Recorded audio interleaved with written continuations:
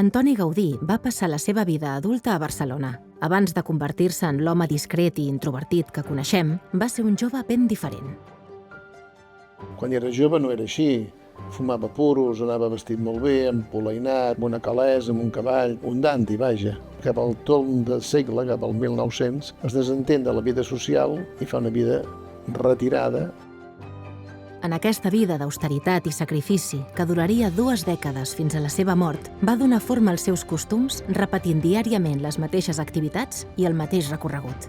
Ell es llevava no a punta de dia tampoc, sinó amb una hora prudent, sortia del Parc Güell, saludava el Sant Antoni que hi havia tocant a la porta principal d'entrada a la casa i després baixava fins a Gràcia. Després de rebre l'Eucaristia, es dirigia cap a la Sagrada Família, la seva gran obra i passió. Allà hi passava la major part de la jornada. Preparava maquetes i models, menjava frugalment i fins i tot hi tenia un llit on reposar. Anys més tard, deixaria la casa del Parc Güell per instal·lar-se en aquell petit estudi. Acabada la feina, baixava per les Rambles i es dirigia a l'església de Sant Felip Neri, on es trobava amb el seu director espiritual.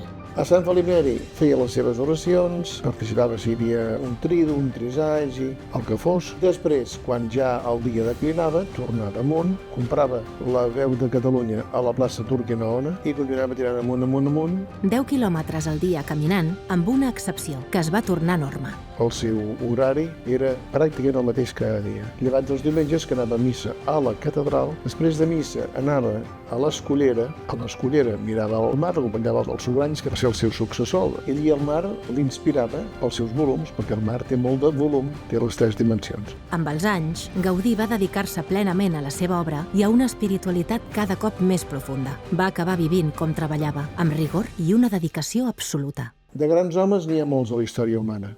De genis n'hi ha molt pocs. I Gaudí és un d'ells.